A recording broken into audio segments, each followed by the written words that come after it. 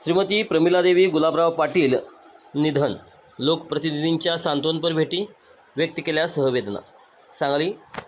माजी खासदार सहकार तीर्थ स्वर्गीय गुलाबराव पाटील यांच्या पत्नी आणि पृथ्वीराज गुलाबराव पाटील यांच्या मातोश्री श्रीमती प्रमिलादेवी पाटील यांच्या निधनानंतर कर्नाटक व महाराष्ट्रातील माजी मंत्री, अनेक ज्येष्ठ नेते, लोकप्रतिनिधींनी सांगलीत पृथ्वीराज पाटील यांच्या निवासस्थानी सांत्वनपर भेटी देऊन सहवेदना व्यक्त केल्या.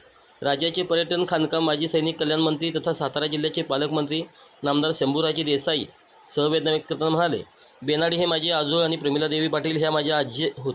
आजींचे माहेर कोल्हापूरच्या निंबाळकर सरदारघराण्यातील आणि क्षात्र जगद्गुरू बेनाडीकर पाटील सासरचे घराणे. या दोन्ही घराण्यांची प्रतिष्ठा जपणाऱ्या आमच्या प्रमिलादेवी आजींनी सामाजिक बांधिलकी जपत सार्वजनिक कार्यात पाटील कुटुंबियाच्या पाठीशी खंबीरपणे उभे राहिल्या. आम्हा नातवंडावर त्यांची आगाध माया होती. त्यांच्या निधनाने आम्ही वात्सल्य सिंधू आजीला पारखे झालो आहोत. आम्ही पाटील कुटुंबियाच्या दुःखात सहभागी आहोत. सांगली येथील वसंत कॉलनीमधील पृथ्वीराज पाटील यांच्या निवासस्थानी विविध क्षेत्रातील अनेक मान्यवर मंडळी भेटून पृथ्वीराज बाबा आणि कुटुंबियाचे सांत्वन करत आहेत.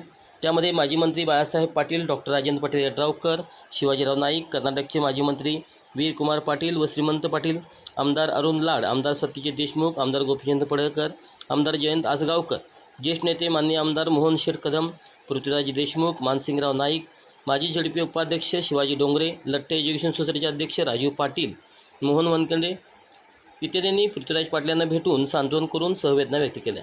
यावेळी ऋतुराज पाटील, वीरेंद्रसिंह पाटील व पाटील कुटुंबीय उपस्थित होते.